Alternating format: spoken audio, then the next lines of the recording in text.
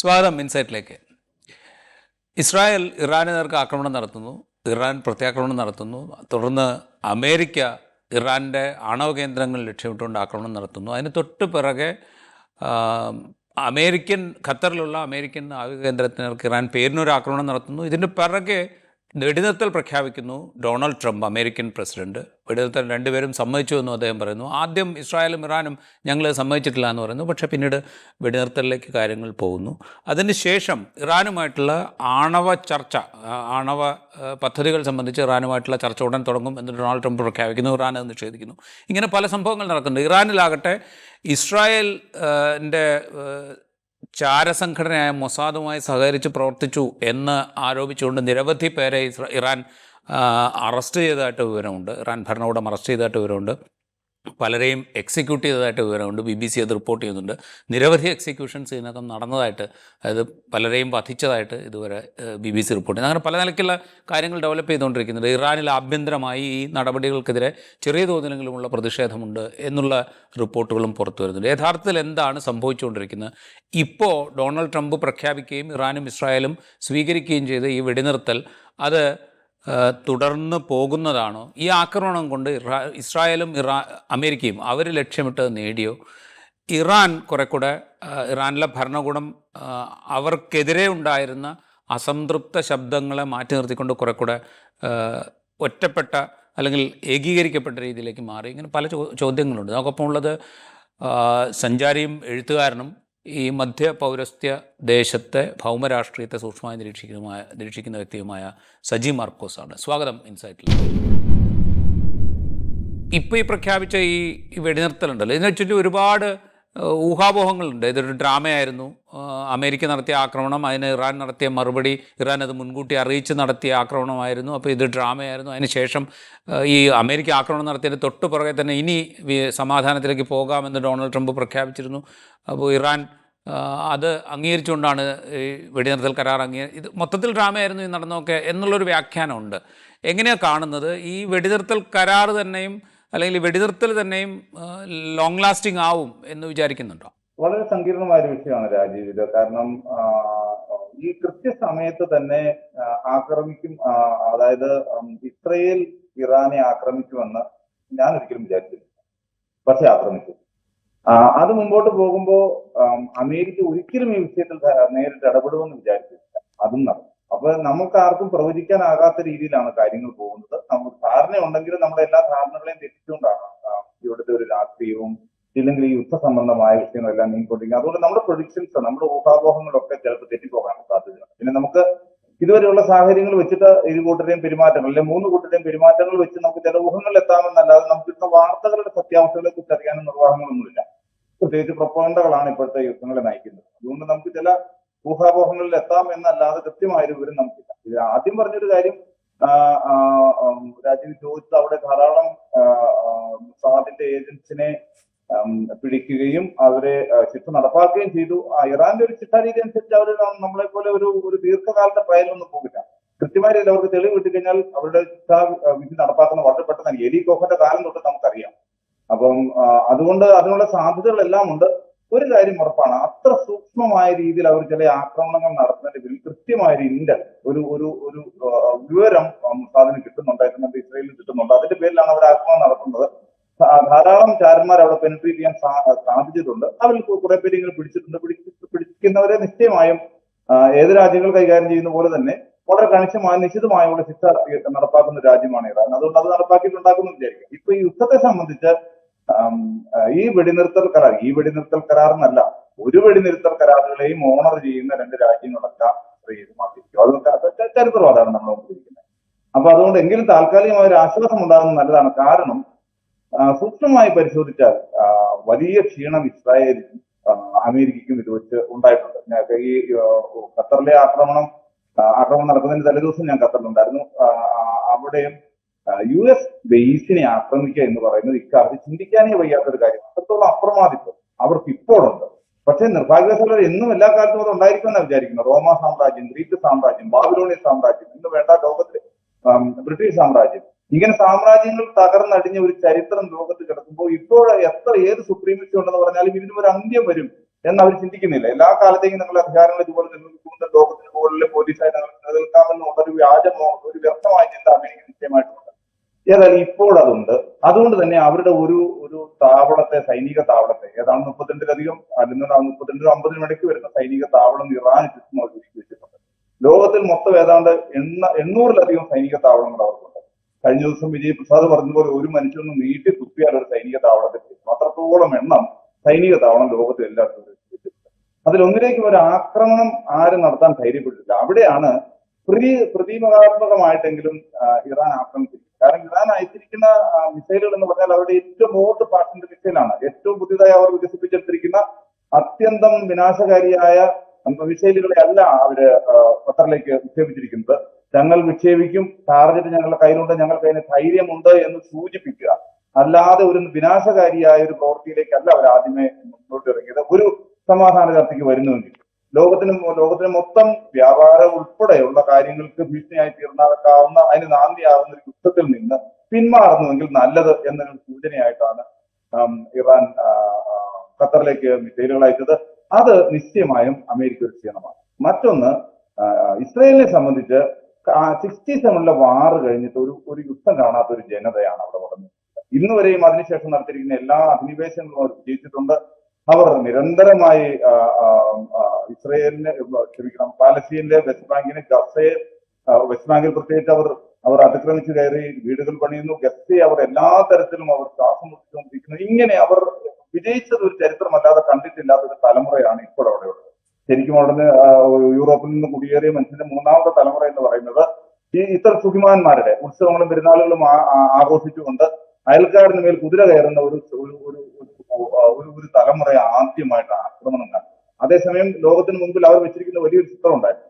ഞങ്ങൾക്ക് അയൻഡോമുണ്ട്, ലോകത്തിലെ ഏറ്റവും മികച്ച ഇന്റൽ അവരുടേതാണ്, ഏറ്റവും നല്ല സുരക്ഷയും സർവൈലൻസും സിസ്റ്റം അവരുടേതാണ്, അതുകൊണ്ട് ഒരു ഈച്ച പോലും കടക്കാത്ത ഒരു ആകാശമാണ് അവരുടേതെന്ന് പറഞ്ഞെടുത്ത് വർഷങ്ങളോളം, പതിറ്റാണ്ടുകളോളം ഉപരോധത്തിൽ കഴിഞ്ഞ ഒരു രാജ്യം സ്വന്തമായി വികസിപ്പിച്ചെടുത്ത ഏറ്റവും ആധുനികമായ ആയുധങ്ങൾ ഉപയോഗിച്ചുകൊണ്ട് ആക്രമിക്കുകയും ആ ആക്രമിക്കുന്നതിൽ തന്നെ വളരെ തന്ത്രപരമായി ആക്രമിച്ചെന്ന് ഇറാനിൽ നിന്നുള്ള ചില മാധ്യമങ്ങൾ അതിന് റിപ്പോർട്ട് ചെയ്യുന്നത്, ഈ അയച്ചിരിക്കുമ്പോൾ 100 മിസൈൽ അയച്ചാൽ അതിൽ 50 എണ്ണം ഡെമ്മിയാണ്.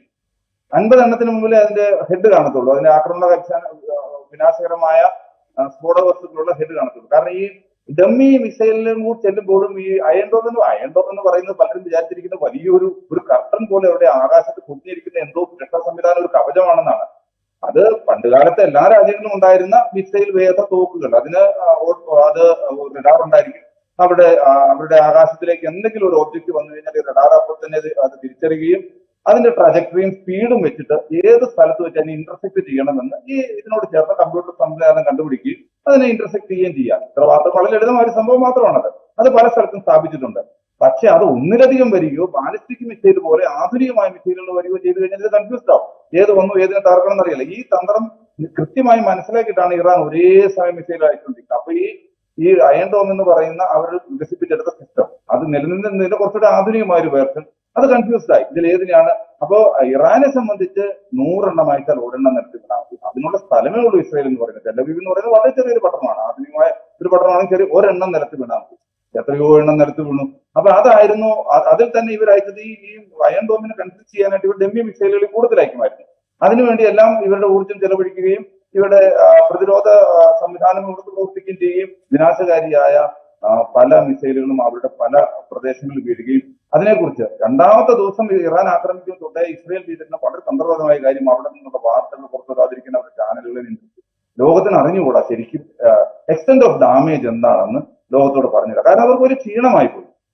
ഈ നമ്മുടെ ദാവീദും ഗോലിയാത്തും തമ്മിലുള്ള മത്സരം പോലെയായി പോയി. ആന പോലുന്ന ഒരു പർവ്വതം പോലത്തെ ഗോലിയാത്ത് മുമ്പിൽ നിന്ന് വെല്ലുവിളിക്കുമ്പോൾ ഒരു കവണയിൽ ഒരു കല്ലുമായിട്ട് ചെന്നിട്ട് ദാവീദ് എറിഞ്ഞു വീഴ്ത്തിയതുപോലെ ലോകത്തിന് മുമ്പിൽ ഏറ്റവും വലിയ ശക്തിയായി, ആണവശക്തിയായ ഒരു രാജ്യം എല്ലാ തരത്തിലും സുരക്ഷാ സംവിധാനം കൊണ്ടും അവരുടെ സർവൈലൻസ് കൊണ്ടും അവരുടെ രഹസ്യാന്വേഷണ വിഭാഗം കൊണ്ടും ഏറ്റവും മേൽത്തരം എന്ന് പറഞ്ഞിരുന്ന ഒരു രാജ്യത്തിന്റെ നെറുകയിൽ ഒരു വർഷങ്ങളോളം പതിറ്റാണ്ടുകളോളം ഉപരോധത്തിൽ കഴിഞ്ഞ ഒരു രാജ്യം വികസിപ്പിച്ചിട്ട് ആയുധങ്ങൾ ചെന്ന് വീണത് അത് അവർക്ക് ക്ഷീണമായി പോയി. അതിന്റെ ഡാമേജ് എത്ര ചെറുതായിക്കോട്ടെ അത് അവർക്ക് വലിയ ക്ഷീണമായി പോയി. മാത്രമല്ല ആ ക്ഷീണത്തിന് കൊമേഴ്സ്യലായ മറ്റൊരു ഇമ്പാക്ട് കൂടിയുണ്ട്. ഇവർ വിറ്റഴിക്കുന്ന ആയുധങ്ങൾ ഇവരുടെ ഒന്നാം തരം ലോകോത്തരം എന്ന് പറഞ്ഞ് വിറ്റഴിക്കുന്ന ആയുധങ്ങളാണ് ഇവരുടെ ഏറ്റവും വലിയ വരുമാനങ്ങളൊന്നും. നമ്മളുമായിട്ട് വളരെയധികം ആയുധങ്ങൾ അവരുടെ നിന്ന് വാങ്ങുന്നു. അതും ഇപ്പൊ ക്വസ്റ്റ്യനിലായിരിക്കുകയാണ്. ഇവരുടെ സുരക്ഷാ സംവിധാനം അത്ര പിഴവില്ലാത്തതാണോ, ഇവരുടെ ആയുധങ്ങൾ അത്ര മേത്തരമാണോ എന്നൊരു ചോദ്യം കൂടി വന്നിട്ടുണ്ട്. അങ്ങനെ എല്ലാ തരത്തിലും ഒരു ക്ഷീണം ഇസ്രയേലിനുണ്ട്. അത് യുദ്ധസംബന്ധമായി മാത്രമല്ല, അത് നാളെ വരുന്ന സാമ്പത്തികമായ ഇടപാടുകളിനകത്ത് നഷ്ടം വരുന്ന രണ്ട് ജനങ്ങൾ അസംതൃപ്തരാണ്. ഇനിയും ബന്ധുക്കളെ സംബന്ധിച്ചുള്ള പ്രശ്നങ്ങൾ അതിന്റെ ബന്ധുക്കൾ അവിടെ നിൽക്കുമ്പോൾ തന്നെ ശീലമില്ലാത്തൊരു കാര്യം, ഇവർ ദിവസങ്ങളോളം ബങ്കറുകളിൽ കഴിയുക, ഇവിടെ അതിനെ തന്നെ തകർത്തു. അതാണ് ഏറ്റവും കൗതുകരമായ ഒരു കാര്യം. ഇവർ എല്ലാ രണ്ട് സൈഡിൽ രണ്ട് വശങ്ങൾ ഒപ്പിയിട്ട് തുടങ്ങുകയും അവസാനിക്കുകയും ചെയ്യുന്ന സ്ഥലങ്ങളിൽ ഇവർക്ക് സേഫ് ഹൗസ് ഉണ്ട്. അതുകൂടാതെ എല്ലാ വീടുകളിലെയും ഇപ്പോൾ പുതുതായി നിർമ്മിക്കുന്ന എല്ലാ വീടുകളെയും ഒരു മുറി ഇത്തരം സുരക്ഷാ സംവിധാനങ്ങളുടെ മുറികളുണ്ട്. ഇതിനെ എല്ലാം തകർത്തുകൊണ്ട് മിസൈൽ അവിടെ വന്ന് പതിക്കുന്നു. അപ്പൊ അവിടുത്തെ ജനങ്ങൾ പാനിക്കായി, ഇവർക്ക് ഓടിപ്പോകാൻ നിർവാഹമില്ല, എയർപോർട്ട് വർക്ക് ചെയ്യുന്നില്ല, അവർ ഗവൺമെന്റിനെതിരെ തിരിയുന്നു. ഇത്തരം വാർത്തകൾ മൊബൈലിൽ പിടിച്ച ചില വാർത്തകളെല്ലാം നമുക്ക് കിട്ടുന്നില്ല. അവിടുത്തെ സ്വദേശികളായും തന്നെയല്ല, അവിടെ ഏതാണ്ട് 50% ആളുകൾ അവിടെ സയനിസ്റ്റുകളല്ല എന്നുള്ളതാണ് കൗതുകരമായിട്ട്. അതിനകത്ത് 30%, ഏതാണ്ട് 20-25% അറബികളുണ്ട്. അതിനകത്ത് മുസ്ലിംസ് ഉണ്ട്, ക്രിസ്ത്യൻസ് ഉണ്ട്. അങ്ങനെ വരുന്ന 20-25%. അവിടെയുള്ള യഹൂദന്മാരിൽ 30% യഹൂദന്മാർ ആന്റി സയനിസ്റ്റുകളാണ്. അവർ യൂത്ത് ആണ്, യഹൂദന്മാരാണ്, പക്ഷെ അവർ ഇതെല്ലാം കൂടെ കൂട്ടുമ്പോൾ 50%. ജനസംഖ്യയുടെ പകുതി ആളുകൾക്ക് ഗവൺമെന്റിനോട് സപ്പോർട്ടില്ല. പിന്നെ മോഡറേറ്റ് ആയ സയനിസ്റ്റുകളുണ്ട്. അപ്പൊ ഇവരെല്ലാവരും ഗവൺമെന്റിനെതിരെ തിരിയുന്നു, നെതന്യാഹുവിനെതിരെ തിരിയുന്നു. സാമ്പത്തികമായൊരു ക്ഷീണം, പിന്നെ ആയുധങ്ങൾ കിട്ടുകയല്ല. കാരണം ഒരു 10 ദിവസം പോലും തികച്ച് യുദ്ധം ചെയ്യാനുള്ള ആയുധം അവരുടെ കൈവശമില്ല, അതിന് സാമ്പത്തിക സ്ഥിതിയുമില്ല. അമേരിക്ക കനികയല്ലാതെ ഒരു വഴിയുമില്ല. അമേരിക്ക എന്ന് തോന്നാലും പുറകെ വരുമെന്നുള്ള ഒരു ധൈര്യത്തിന് പുറത്താണ് അവർ യുദ്ധം ആരംഭിക്കുന്നത്. ആദ്യം തന്നെ ട്രംപ് പറഞ്ഞിരുന്നു, ഞങ്ങളുടെ അറിവോടെയാണ്, പക്ഷെ ഞങ്ങൾ ചോദിക്കാതെയാണ് യുദ്ധം ആരംഭിച്ചത്. അതിനുശേഷം അദ്ദേഹം പക്ഷേ നെതന്യാഹുവിന് അറിയാം കൃത്യമായ ഒരു പ്രതിസന്ധി ഉണ്ടാകും, അവർ ഇടപെടുമെന്ന് അറിയാം. പക്ഷെ അവരും സിംബോളിക് ആയിട്ടാണ് ഇടപെട്ടിരിക്കുന്നത്. തുടർന്ന് ഈ US ബേസിൽ ഒരു മിസൈൽ വന്നു വീണാൽ അമേരിക്ക പ്രതികരിക്കുന്നത് ഇങ്ങനെയാണോ? നമ്മുടെ അറിവിൽ ഇങ്ങനെയല്ല പ്രതികരിക്കുന്നത്. പക്ഷെ അമേരിക്ക അവിടെ ഏകപക്ഷീയമായി നിർത്തുകയാണ് ചെയ്തത്. എല്ലാവരും വിധിച്ചു ഒരു വിൻ വിൻ സിറ്റുവേഷൻ ഉണ്ടായി എന്ന് കാണിക്കാനായി അമേരിക്ക ഇടപെട്ടു. അമേരിക്ക പറയുന്നു ഞങ്ങൾ അവിടുത്തെ ആണവ നിലയങ്ങൾ ആക്രമിച്ചു. അതേസമയം കൃത്യമായ രീതിയിൽ സാറ്റലൈറ്റ് ഇമേജുകൾ കിട്ടി. അതിനൊക്കെ മുൻപേ തന്നെ അവരവിടുന്ന് സമ്പുഷ്ടീകരിച്ച ഏതാണ്ട് 60% സമ്പുഷ്ടീകരിച്ച യുറേനിയം അവിടെ ഉണ്ട് എന്നാണ് IAEA റിപ്പോർട്ട് ചെയ്തത്. ഇതെല്ലാം ഊഹങ്ങളാണ്. അവിടെ കൃത്യമായ രീതിയിൽ അവിടുത്തെ വിവരങ്ങളൊന്നും ആർക്കും അറിയില്ല. എങ്കിലും അവിടെ നിന്ന് ട്രക്കുകൾ ധാരാളമായി പോകുന്നു, 400-600 ട്രക്കുകൾ പോകുന്നുണ്ട്. അപ്പോൾ അവിടെ സമ്പുഷ്ടീകരിച്ച യുറേനിയം എല്ലാം അതാത് പ്ലാന്റുകളിൽ നിന്ന് മാറ്റി സുരക്ഷിത സ്ഥലത്തേക്ക് എത്തിച്ചു എന്ന് ഇറാൻ അവകാശപ്പെടുന്നു. അപ്പോ ആർക്കും കാര്യമായ ഡാമേജ് ഇല്ല. ഡാമേജ് ഉണ്ടായത് സൾഫേര് പോയിരിക്കുന്നത് ശരിക്കും ഇസ്രായേലിൻ്റെതാണ്. കാരണം അവർ അപ്രതിരോധരായി ആ ഒരു പോയിന്റിലാണോ സത്യത്തിൽ ഈ വെടിനിർത്തലിലേക്ക് സത്യം പറഞ്ഞാൽ ഡൊണാൾഡ് ട്രംപ് എത്തുന്നത്? അമേരിക്ക ഒരു ആക്രമണം നടത്തുന്നതിൻ്റെ തൊട്ടു പുറകെ വെടിനിർത്തൽ പ്രഖ്യാപിക്കുന്നത് ഇസ്രായേലിൻ്റെ ഈ വ്യോമ പ്രതിരോധ സംവിധാനത്തെ തകർത്തുകൊണ്ട് ഇറാൻ്റെ മിസൈലുകൾ പതിക്കുന്നു. കുറച്ച് ദിവസം കൂടെ നീണ്ടുപോയി കഴിഞ്ഞാൽ കൂടുതൽ മിസൈലുകൾ ഇസ്രായേലിന് മേൽ പതിക്കാൻ സാധ്യതയുണ്ട് എന്ന തിരിച്ചറിവ്, അതിനെ പ്രതിരോധിക്കാനുള്ള ഈ ആൻറ്റി മിസൈൽ സംവിധാനത്തിൻ്റെ അപര്യാപ്തത, കാരണം ഇത് ഉപയോഗിച്ച് തീരുകയാണല്ലോ. അപ്പോൾ ഇതിനെ ചെറുക്കാനുള്ള മിസൈലുകളൊക്കെ ഉപയോഗിച്ച് തീരുകയാണല്ലോ. അപ്പോൾ ഈ ഒരു ക്ഷാമത്തിലേക്ക് കൂടെ എത്തും. അപ്പോൾ കൂടുതൽ പ്രയാസത്തിലേക്ക് ഇസ്രായേൽ പോവും എന്ന തിരിച്ചറിവിലാണോ അമേരിക്ക വളരെ പെട്ടെന്ന് 2 ആഴ്ച കഴിഞ്ഞിട്ടേ ഞാൻ തീരുമാനം എടുക്കുള്ളൂ എന്ന് പറഞ്ഞ ആൾ 24 മണിക്കൂർ കൊണ്ട് ആക്രമണം നടത്തുന്നു, പെട്ടെന്ന് തന്നെ വെടിനിർത്തൽ പ്രഖ്യാപിക്കുന്നു? ഇതൊരു ഈ നേരത്തെ പറഞ്ഞ ഒരു മുഖം രക്ഷിക്കാനുള്ള ഒരു പണിയാണോ അമേരിക്ക അവിടെ ചെയ്തത്?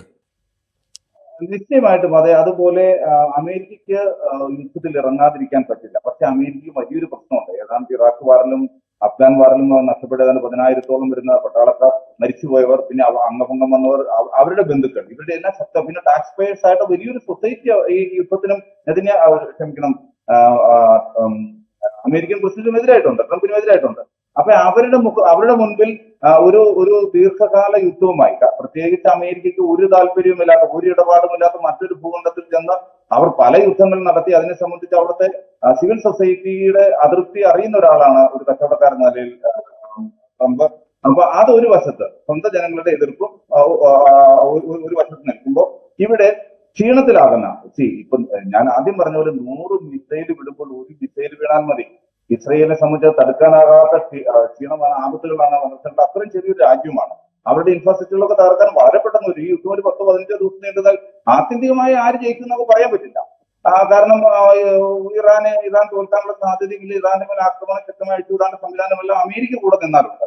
പക്ഷെ അതിനേക്കാൾ മുൻപേ ഏറ്റവും കൂടുതൽ ക്ഷീണം വരുന്ന ഇസ്രയേലിനായിരിക്കും എന്നുള്ളത് കൊണ്ട് മുഖം രക്ഷിക്കാൻ വേണ്ടി തന്ത്രപരമായി ട്രംപ് ഇടപെടുകയും അത് അവസാനിപ്പിക്കുകയും ചെയ്തു. പക്ഷെ അപ്പോഴും ആ ഒരു ഒരു ഒരു ഒരു ഒരു തെമ്മാടി രാഷ്ട്രം എന്ന നിലയിൽ ഈ ചർച്ച ട്രംപ് അനൗൺസ് ചെയ്യുന്നു, ഒരു വെടിനിർത്തൽ കരാറിലേക്ക്, ഒരു അറേഞ്ച്മെന്റിലോട്ട് എത്തിയെന്ന് പറയുകയും അത് എഫക്ട് ചെയ്യാനായിട്ടൊന്ന് വൈകുന്നേരം വിത്ത് എഫക്ട് എന്ന് പറയുന്ന അന്ന് വൈകുന്നേരം വരുന്നു.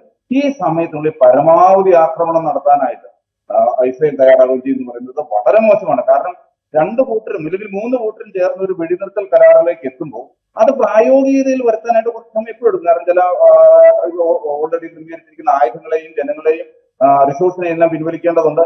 പക്ഷെ ആ കിട്ടുന്ന ആ ചെറിയ ഒരു സമയം എന്ന് പറയുന്നത് വീണ്ടും ആക്രമിക്കാനുള്ളതല്ല, അത് ധാർമ്മികമായ ഒരു ബാധ്യത. ഇപ്പോ അത് ഒരു വെടിനിർത്തൽ കരാർ എപ്പോൾ തൊട്ടാണോ പ്രാബല്യത്തിൽ വരുന്നത് എന്നുള്ളതിലുപരി അതിലോട്ട് എത്തിക്കഴിഞ്ഞാൽ പിന്നെ പ്രാബല്യത്തിൽ വരുന്ന ഇടയ്ക്ക് സമയം കൊണ്ട് ആക്രമിക്കുക എന്ന് പറയുന്നത് അങ്ങേയറ്റം നീതിയില്ലാത്ത ഒരു കാര്യമാണ്. അതിനാണ് പിന്നെ ഇസ്രയേൽ ശ്രമിച്ചത് കഴിയുന്നിടത്തോളം ഒരുക്കി വെച്ച മുഴുവൻ ആയുധങ്ങളെയും ഈ പറയുന്ന സമയത്തിനുള്ളിൽ ഇറാനിലേക്ക് അവർ ആക്രമിക്കാൻ തയ്യാറാകും. അപ്പോഴാണ് ട്രംപിന്റെ ട്വീറ്റ് വരുന്നത്, നിങ്ങളുടെ വൈമാനികരെല്ലാം തിരിച്ചു വിളിക്കുക, ഇനി ഒരു ഒറ്റ ബോംബ് പോലും അവിടെ ഇട്ടേക്കരുത്, എല്ലാവരും തിരിച്ചു വിളിക്കുക എന്ന് ട്രംപ് പറയാനിടയായി തീർന്നതും അതിനുശേഷം ട്രംപ് ഒരു രാഷ്ട്രത്തലവൻ പറയാൻ പാടില്ലാത്ത തരം അശ്ലീല പദപ്രയോഗം കൊണ്ട് ഇവരെ അഡ്രസ് ചെയ്യുകയും ചെയ്തത് അത്തരം പത്രപ്പുറത്തിന് മുമ്പിൽ പക്ഷേ രാജീവ് കണ്ടു കാണുന്നത്. അത്തരത്തിലൊരു സാഹചര്യത്തോട് പോകേണ്ടി വന്നത് അവിടെയും ഇസ്രായേൽ തോറ്റു കിടക്കുന്നവന്റെ ഒരു അല്ലെ പരാജയപ്പെട്ടവന്റെ ഒരു ഒരു പ്രതികരണം എന്ന നിലയിലാണ് അവരത് ചെയ്തത്. പക്ഷെ അപ്പോഴാണ് ഇറാൻ വളരെ ആത്മാഭിമാനത്തോടു കൂടി പറയുക, അവർ പറയുന്നു ഇനി ഒരു ചർച്ചയിലേക്കോ ഇല്ലെങ്കിൽ ആണവ നിർവ്യാപനം എന്ന് പറയുന്ന വിഷയത്തിൽ നിന്ന് പിന്മാറുകയാണ്. കാരണം അവരുടെ അഭിമാനത്തിൽ ക്ഷതമേറ്റിരിക്കുന്നു. അണുവായുധങ്ങൾ കൂട്ടിവെച്ചിരിക്കുന്ന രണ്ട് രാജ്യങ്ങൾ പറയുന്നു നീ അണുവായുധം ഉണ്ടാക്കരുത്, ഉണ്ടാക്കാൻ സാധ്യതയുണ്ട്. ഇത് പറഞ്ഞു തുടങ്ങിയത് 1992 അന്ന് MP ആയിരുന്നു നെതന്യാഹു. അന്ന് തൊട്ട് ഇത് വാർത്താമാധ്യമങ്ങളോട് റിപ്പോർട്ട് ചെയ്ത കാര്യമാണ്, എല്ലാവർക്കും അറിയാവുന്ന ഞാൻ വിശദീകരിച്ച് പറയുന്നില്ല. അന്ന് തൊട്ട് ഏതാണ്ട് 6-7 പ്രാവശ്യം ആദ്യം പറഞ്ഞു 4 വർഷത്തിന്റെ ഒരു അണുവായുധം ഉണ്ടാക്കും, പിന്നെ പറഞ്ഞു 12 മാസം ഉണ്ടാക്കും, പിന്നെ പറഞ്ഞു ചില ആഴ്ചകൾക്കുള്ളിൽ ഉണ്ടാക്കും എന്നും പറഞ്ഞ് നിരന്തരമായി MP ആയിരുന്ന അദ്ദേഹം പലവട്ടം പ്രധാനമന്ത്രിയായി. അപ്പോഴെല്ലാം നിരന്തരമായി ഇറാന്റെ മേൽ ആരോപണം ഉന്നയിക്കുമ്പോഴെല്ലാം ഇറാൻ എന്താണ് ചെയ്തുകൊണ്ടിരുന്നത്? ഇറാൻ ഒരു മത പ്രാധാന്യം 71 ശേഷം മത ഭരണകൂടത്തിനകത്ത് അവർ കൃത്യമായി 10 പുറപ്പെടുവിച്ചിരുന്നു. ഒരു മത ഭരണകൂടത്തെ സംബന്ധിച്ച് 10 വളരെ പ്രധാനമാണ്. ഇവിടെ അണുവായുധങ്ങൾ ഞങ്ങൾ ഉണ്ടാക്കില്ല എന്ന് അവർ പറഞ്ഞിരുന്നു.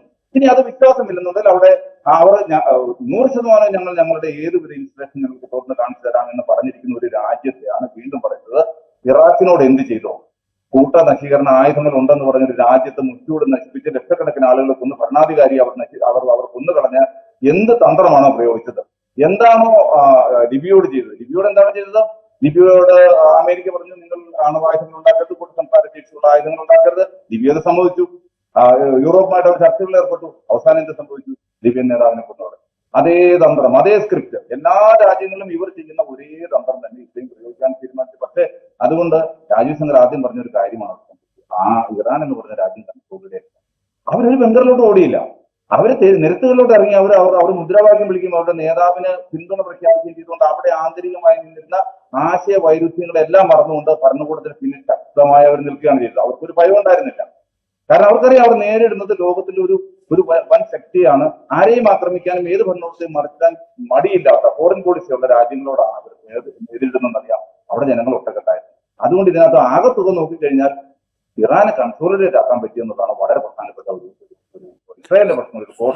ഞാൻ അതിലേക്ക് വരാം. ഇപ്പോൾ നേരത്തെ ഈ ഇറാഖിൻ്റെയും ലിബിയയുടെയും ഒക്കെ കാര്യം പറഞ്ഞല്ലോ, ഈ ഒരു പ്രൊപ്പഗാൻഡ മെക്കാനിസം ഉണ്ടല്ലോ.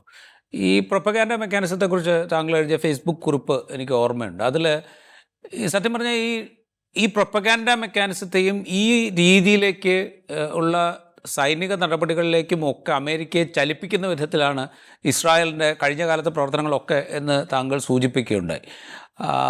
ഇറാൻ്റെ കാര്യത്തിലും ഏതാണ്ട് അതേ രീതിയിൽ തന്നെ പ്രവർത്തിച്ചു എന്ന് കരുതണം. തീർച്ചയായിട്ടും. കാരണം അവിടെ വളരെ തന്ത്രപരമായി ഇസ്രായേൽ ചെയ്യുന്ന ഒരു കാര്യം, ഇപ്പൊ ഈ ഇറാനെ ആക്രമിക്കുന്നതിന് തൊട്ട് മുൻപും പറഞ്ഞത് ഇത് അമേരിക്കയ്ക്ക് ഭീഷണിയാണെന്നാണ്. ഇസ്രായേലിന് ഭീഷണിയാണെന്നല്ല പറഞ്ഞ, അതായത് അമേരിക്ക എങ്ങനെ യുദ്ധത്തിലേക്ക് വലിച്ചെടുക്കുക. ഇറാഖ് യുദ്ധത്തിന്റെ തുടങ്ങുന്നതിന് മുൻപ് വർഷങ്ങളായി അവിടുത്തെ പത്രങ്ങളിൽ ലോബിയിങ് ചെയ്ത് അവിടുത്തെ പത്രങ്ങൾ നിരന്തരമായി ഇസ്രായേലിന്റെ മൊസാദിന്റെ ഏജൻസി ഇസ്രായേൽ പ്രധാനമന്ത്രിയുടെയും പ്രസിഡന്റിന്റെയും അഭിമുഖങ്ങൾ വരുമായിരുന്നു അവിടുത്തെ പത്രങ്ങളിൽ. അതായത് ഇറാഖിൽ കൂട്ടസംഹാര ശേഷിയുള്ള ആയുധങ്ങളുണ്ട് എന്നുള്ള പുറത്ത് വാർത്താമാധ്യമങ്ങളിൽ ഒന്നാണ്. പക്ഷെ അത് നമ്മുടെ മാധ്യമങ്ങളിൽ ഒന്നാണ്. എന്നാൽ അമേരിക്കൻ പത്രങ്ങളിൽ വന്നത് അവർ അണുവായുധം ഉണ്ടാക്കാൻ ശ്രമിക്കുന്നു.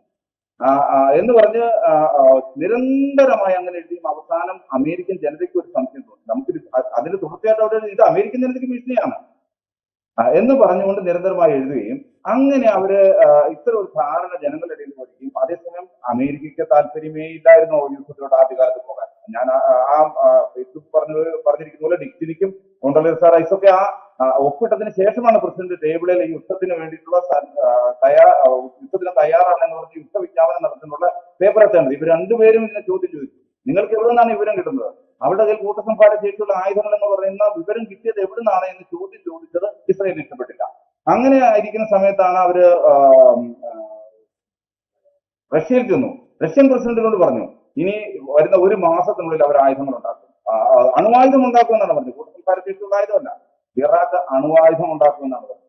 ഈ അണുവായുധം എന്ന് പറയുന്ന ഒരു പ്രശ്നത്തെ ഇപ്പോഴാണ് ഈ അടുത്ത കാലത്താണ് അതിനെ സംബന്ധിച്ച് ചില പത്രപ്രവർത്തകരും ചില സംഘടനകളും ഒക്കെ അതിനെക്കുറിച്ച് ഈ അന്ന് വന്നിരിക്കുന്ന വാർത്തകളെ എല്ലാം കൂട്ടി യോജിപ്പിച്ചുകൊണ്ട് ആരാണ് ഇറാഖ് വാറിന്റെ പിന്നിൽ എന്ന് ഒരു കൃത്യമായ ഒരു അനലൈസ് നടത്തി അത് ലോകസമൂഹത്തിൽ സമർപ്പിക്കപ്പെട്ടിരിക്കുന്ന ഒരു കാര്യമാണ്.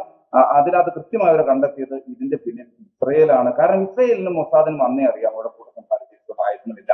ഒരു കാലത്തും ഒരു ആണവായുധം വികസിപ്പിക്കുന്നുള്ള സംവിധാനം ഇറാഖിനില്ല. എന്നിരുന്നാലും അത്തരത്തിലുള്ള പ്രൊപ്പഗണ്ട നടത്തി നിരന്തരമായി അതിനെക്കുറിച്ച് ചോദ്യം ചെയ്ത പത്രപ്രവർത്തകരെ എല്ലാം ഇവർ ലോബി ചെയ്ത പത്രപ്രവർത്തകരെ ഒന്നുകിൽ പത്രസ്ഥാപനം അടച്ചുപൂട്ടിയിരുന്നില്ല, പ്രോഗ്രാമുകൾ ടിവിയിലാണ് അത്തരം പ്രോഗ്രാമുകൾ അവസാനിപ്പിച്ചു, അത്തരം പത്രപ്രവർത്തകരെ പറഞ്ഞയച്ചു, ജോലിയിൽ നിന്ന് പറഞ്ഞയച്ചു.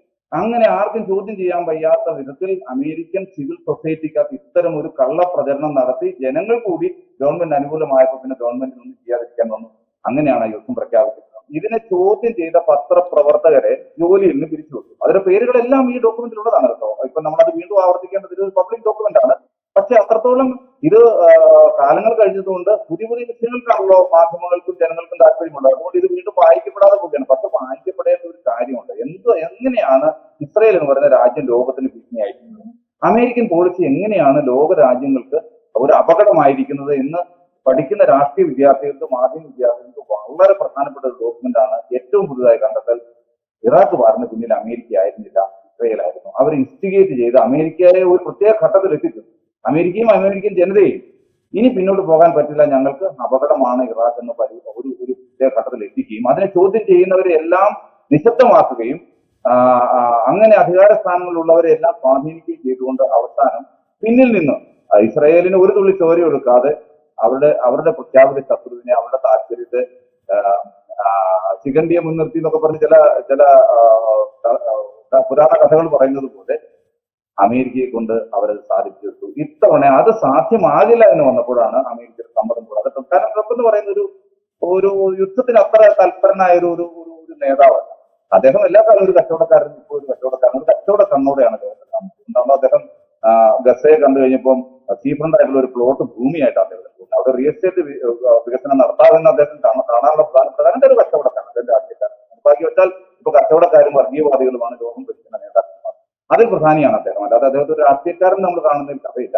അതുകൊണ്ട് തന്നെ അദ്ദേഹം യുദ്ധത്തിന് തൽപരനായിരുന്നില്ല. അദ്ദേഹത്തെ കൂടി യുദ്ധത്തിൽ വലിച്ചിടാനായിട്ട് ഇസ്രായേൽ ശ്രമിച്ചു. അപ്പൊ ഇതിനകത്ത് ആരാണ് വിജയിച്ചത് ആരാണ് തോറ്റത് എന്ന് രാജീവിന്റെ ആദ്യത്തെ ചോദ്യത്തിലാണ്. അങ്ങനെ ഒരു ജയവും തോൽവിയും ആരുടേതും ഇല്ല എന്ന് പറയാൻ കാരണം ഇതിനകത്ത് എല്ലാവർക്കും ജയിച്ചു എന്നൊരു തോന്നലുണ്ടാക്കാൻ ട്രംപിന് പറ്റിയിട്ടുണ്ട്. ഇസ്രായേലിനെ സംബന്ധിച്ച് ഈ യുദ്ധം നീണ്ടുപോയാൽ അങ്ങേയറ്റം ക്ഷീണമാകുമായിരുന്നു. ഞങ്ങളുടെ പക്ഷത്ത് അമേരിക്ക ഇറങ്ങി എന്ന് അവർക്ക് പറയാം. അതേസമയം അമേരിക്ക ആക്രമിച്ചു, അമേരിക്ക വേണമെന്നുണ്ട് അവരുടെ അവകാശവാദങ്ങളും ഞങ്ങൾ ഇറാനെ ആണവ നിർവ്യാപനത്തിൽ അവരുടെ ആണശക്തി പൂർണ്ണമായും അവരുടെ നേരത്തെ തകർത്തുവെന്ന് അമേരിക്കയ്ക്ക് പറയാം. പക്ഷെ അതേസമയം ഇറാൻ എന്താണ് പറയുന്നത്?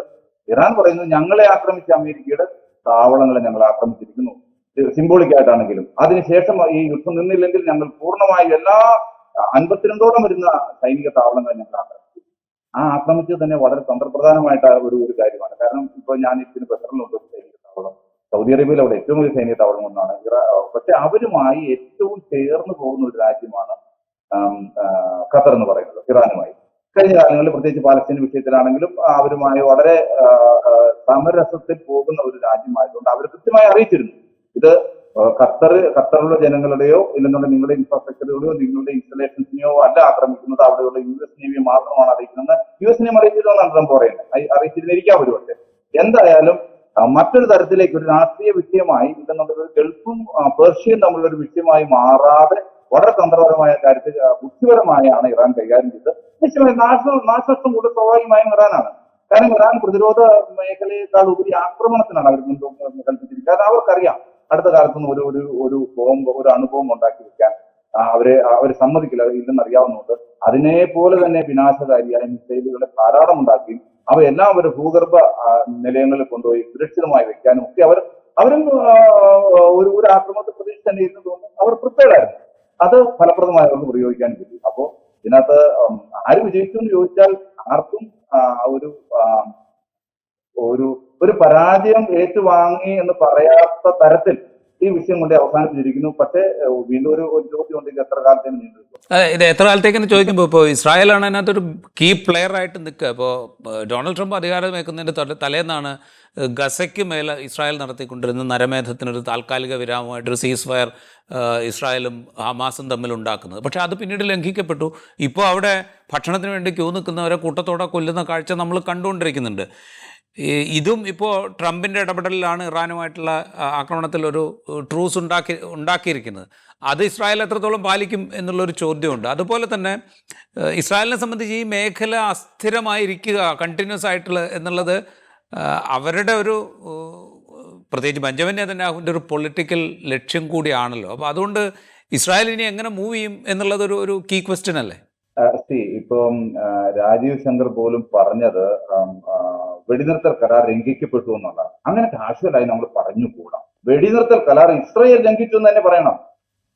ലംഘിക്കപ്പെട്ടു എന്ന് പറയുമ്പോൾ ഇതിനകത്ത് ആരുടെ പേര്? ഇസ്രായേൽ ലംഘിച്ചു. ഒന്നാം ഘട്ട വെടിനിർത്തലിന്റെ വെച്ചിരിക്കുന്ന വ്യവസ്ഥകൾ പാലിച്ചില്ല. അപ്പോഴാണ് ഇവർ പറയുന്നത് മുഴുവൻ ബന്ദികളെയും വിട്ടുതരും. മുഴുവൻ ബന്ദികളെയും വിട്ടുതരാമെന്നായിരുന്നില്ല വ്യവസ്ഥ. നിശ്ചിത എണ്ണം ബന്ദികളെ വിട്ടുകൊടുക്കാമെന്ന്, പകരമായ ആളുകൾ വിട്ടുകൊടുക്കാമെന്ന്, രണ്ടാം ഘട്ട ചർച്ചയിലോട്ട് പോകണമെന്നുള്ള വ്യവസ്ഥയെ അവർ ലംഘിച്ചുകൊണ്ട് മുമ്പോട്ട് വരികയാണ് ചെയ്തത്. അപ്പൊ അത് അങ്ങനെ തന്നെ പറയണം.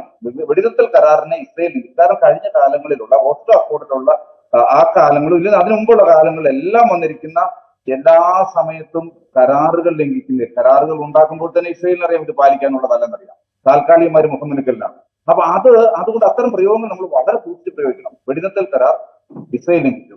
അതുകൊണ്ടാണ് വെടിനിർത്തൽ കരാർ പ്രാബല്യത്തിലാകാത്ത. അതിന്റെ ആദ്യഘട്ടം വിജയിച്ചു പോകേണ്ടതായിരുന്നു, മുമ്പോട്ട് വിജയിച്ചു പോകേണ്ടതായിരുന്നു. അപ്പൊ ഇപ്പോഴുണ്ടാക്കിയിരിക്കുന്ന കരാറിനെ സംബന്ധിച്ചും ഈ ക്രമീകരണത്തെ സംബന്ധിച്ചും ഇസ്രായേൽ ഒരു സയനിസ്റ്റ് രാജ്യമായി അവിടെ നിലനിൽക്കുന്നിടത്തോളം കാലം ഈ വെടിനിർത്തൽ കരാറുകൾക്കൊന്നും പ്രസക്തിയില്ല. കാരണം അവർക്ക് ഒരു ലോങ് ടൈം പ്ലാൻ. ആ പ്ലാനാണ് ഇപ്പോൾ നടത്തിക്കൊണ്ടിരിക്കുന്നത്. അതിന്റെയൊക്കെ ചെറിയ ഒരു ഇടക്കാലത്തെ എപ്പിസോഡാണ് നമ്മൾ കണ്ടുകൊണ്ടിരിക്കുന്നത്.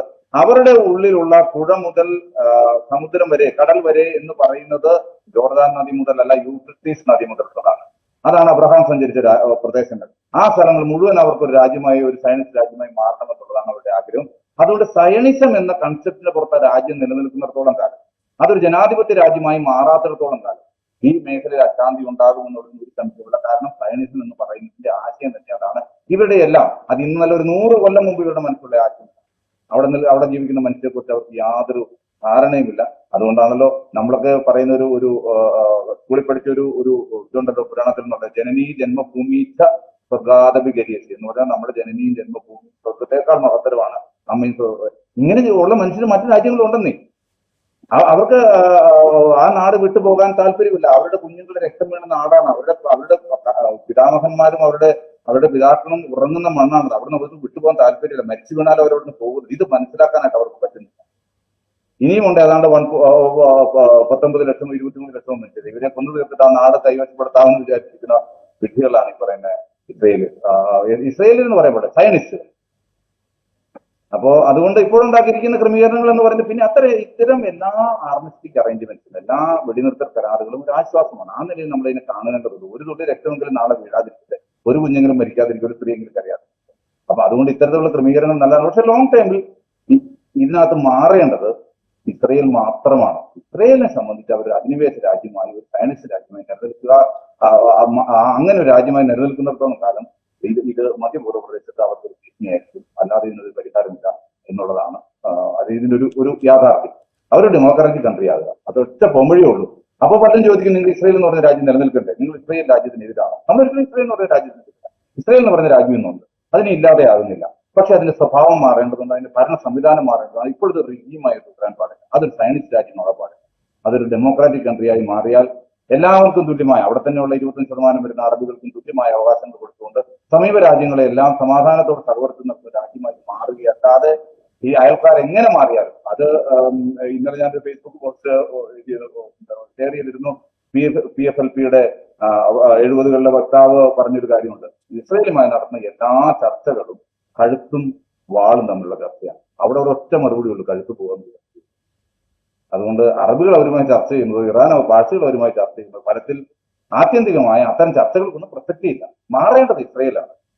റൈറ്റ്. ഞാൻ ഇറാൻ്റെ കാര്യം ചോദിച്ചത് ഞാൻ നേരത്തെ സൂചിപ്പിച്ചല്ലോ. അപ്പോൾ ഇറാൻ ഈ ഇസ്രായേലിൻ്റെ ആക്രമണം നടക്കുന്നതിന് മുമ്പ് ഉള്ള കുറേ കാലം എടുത്തു കഴിഞ്ഞാൽ ഇറാനിൽ വലിയ അതൃപ്തി പുകയുന്നു എന്ന് റിപ്പോർട്ടുകളുണ്ടായിരുന്നു. ചില പ്രതിഷേധങ്ങളെക്കുറിച്ചുള്ള വിവരങ്ങൾ വന്നിരുന്നു. ചില എക്സിക്യൂഷൻസിനെതിരെയുള്ള രോഷപ്രകടനങ്ങളുണ്ടായിരുന്നു. ഒപ്പം ഈ കാലങ്ങളായിട്ടുള്ള ഈ സാമ്പത്തിക ഉപരോധം അവരുടെ സമ്പദ് വ്യവസ്ഥയെ തകരാറിലാക്കിയത് മൂലമുണ്ടായ അസംതൃപ്തി വേറെ ഉണ്ടായിരുന്നു. ഇത്തരം ഒരുപാട് പ്രശ്നങ്ങൾ ഇറാൻ അഭിമുഖീകരിച്ചിരുന്നു.